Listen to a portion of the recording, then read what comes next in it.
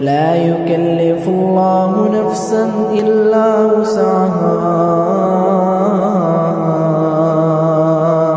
لها ما كسبت وعليها ما اكتسبت ربنا لا تؤاخذنا إن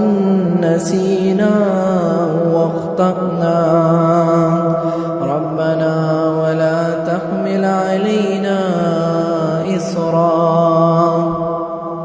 إصرا كما حملته على الذين من قبلنا ربنا ولا تحملنا ما لا طاقة لنا به واعف عنا واغفر لنا وارحمنا أنت مولانا فانصرنا على القوم الكافرين.